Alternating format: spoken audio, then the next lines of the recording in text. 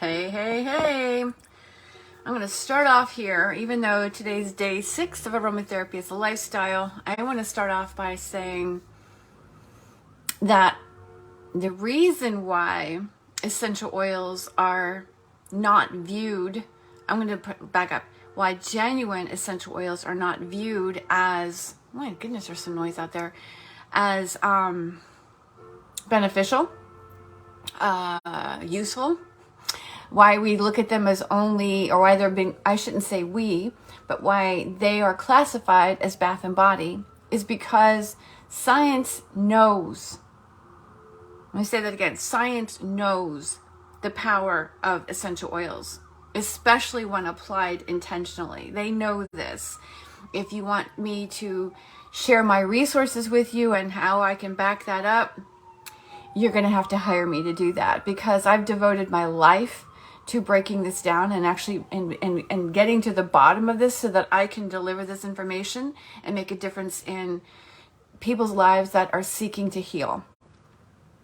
That's really what this comes down to. So scientists know, they know the value to very specific constituents within oils. They're not talking about direct oils. I want to make that clear. When I talk about oils, I'm talking about them as a whole. And the way I teach about them is based on their unique chemistry. They each have a unique chemistry, and if you look at the chemical profiles of a genuine essential oil, you can actually see some similarities between oils, but that doesn't make them the same. The way they work together, I should say this, pardon me, the way the constituents, the ingredients, if you will, of an oil, the way they work together make the oil very unique in the way it affects the body.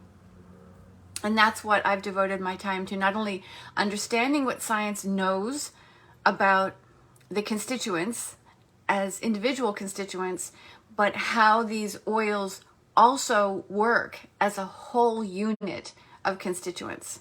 That's what synergy is. And this is the one thing that scientists are struggling to replicate, hence the reason why we have so many nutraceuticals and pharmaceuticals. And you might be wondering, well, what the heck does that even have to do with food? Because in the title, it's called Oils and Nutrition. Well, that's what I wanted to come on and talk about today. Why I talk about oils, and why when I'm working with individuals, and sometimes I'll make some recommendations even in some of my posts as to why oils and food. Because oils are made up of chemicals that influence genetic activity. They actually influence cell receptor activity. They are not food. They do not contain nutrients. They contain the chemicals that will activate a cell receptor, much like an SSRI or blood pressure medication. You know, like I'm trying to think, one off the top of my head is lisinopril. I mean, they all have very unique ways. These medications are very specific in their mechanism of action. They're very specific in the way they target very individual cell receptors and influence activity. And the more we take medications, the longer we put our body on hold. We put it in a holding pattern.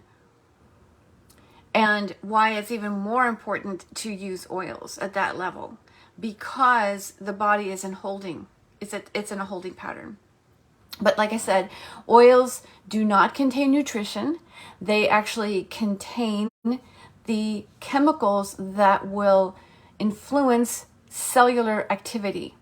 Now, when the body is in high alert, or I should say is on high alert, when the stress response, also known as your methylation pathway, aka the epigenome, when that's on high alert and it's in full adaptation mode and it's going into protection because it doesn't know the difference between a physical threat, a mental threat, meaning your thoughts and your emotions, or an environmental threat, or for that matter, a cycle. Maybe you're getting ready to go, maybe it's like the sun's going down and it's time to go to sleep and you got to get into a sleep cycle, or the reproductive cycle. These are all forms of stressors to the body, as is pregnancy. It registers in the body as a stressor in order to convert the way the chemicals are being used in order to protect both mom and baby. So everything all it does when we look at stress is, instead of looking at stress as a bad thing, we have to look at it as a protection mechanism.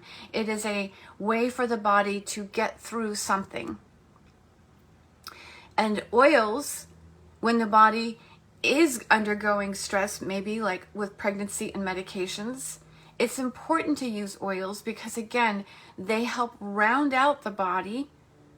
We don't want to overdo, we don't want to override something, but what we want to do is influence stability. And I shared about this, I think it was on Instagram yesterday. I know I've been talking to a lot of people about this, but the way to actually activate your subconscious mind, to tap your subconscious mind in order to begin to reduce the emotional conditioning. It was on Instagram. It was on a story I shared yesterday. It's the reason why walking or moving your body is so important, because it provides the chemistry necessary for tapping your subconscious mind to help you actually release the emotional reactions and emotional conditioning, but being aware of it. If we're not aware that this is possible, then we're not doing it. And this is what happens when we use oils. Now, the reason why I talk about them with nutrition is because the oils don't contain nutrients. So when we pair oils intentionally with foods that are nutrient rich, because when the body is in full stress response, high activation, a couple of things happen. The lymph and the digestive system are slowed down, which means you're not breaking down your macronutrients, your proteins, your carbs, and your fats. You are getting the micronutrients. Please let me say that again. You are getting the micronutrients. So overdosing or megadosing, if you will, on tons of micronutrients it's not useful.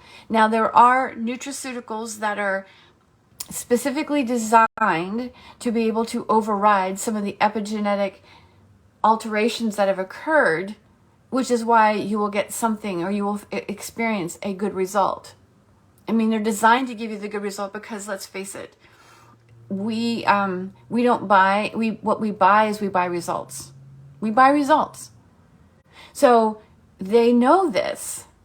Again, this is something that scientists know, that they understand. Even in people who are adulterating essential oils, they know that we buy with our nose. Don't believe me? Why are there scents added to garbage bags and toilet paper? Some of the stinkiest places those things are going to end up, but they add scents to them. They know we buy with our nose.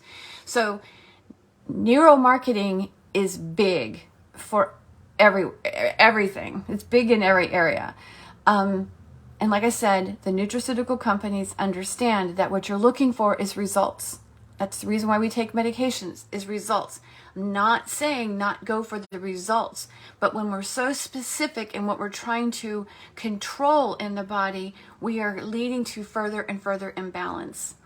Therefore, including oils with nutrient-rich foods now helps the body slow down that stress response, because when it is activated, it's taking those micronutrients and it's using them for inflammation. So mega dosing on something is actually compounding the inflammation.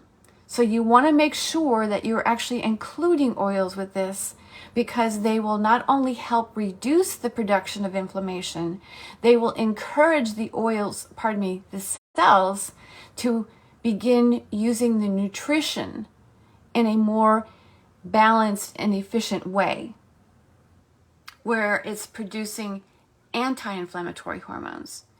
So that is the reason why I love using oils on a regular basis every single day. I have more tips as we go through this, but I wanted to just share this with you because the way your body is using nutrition matters, and the inclusion of oils matters.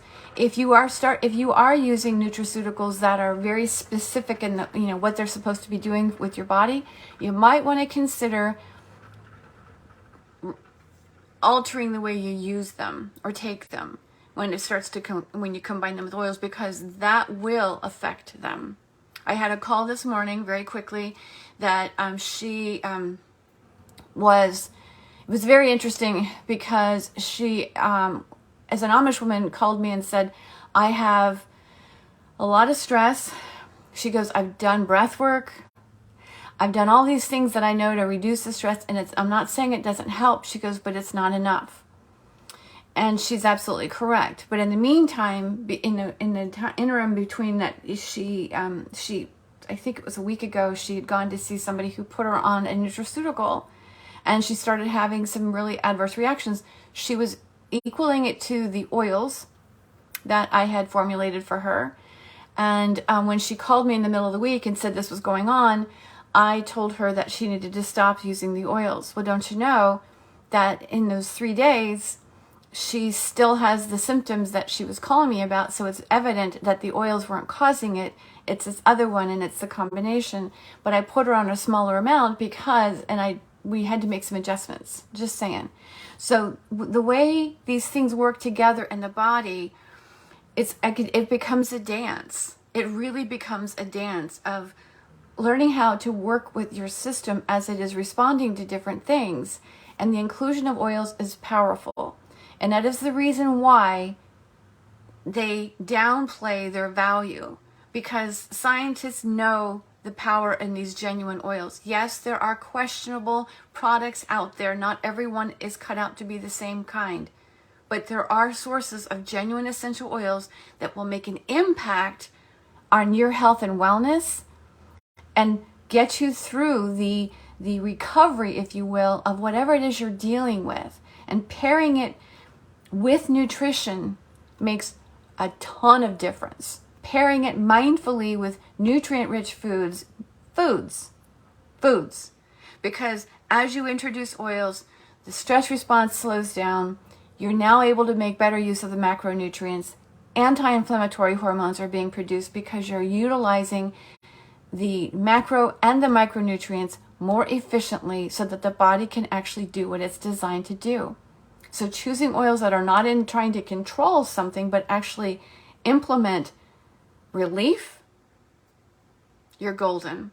So I'd love to hear your comments on this. Like I said, there's more coming as far as other ideas and why, but I thought today was a good day for this. So hope you're having a beautiful day, a beautiful weekend, wherever you are. I appreciate you so much.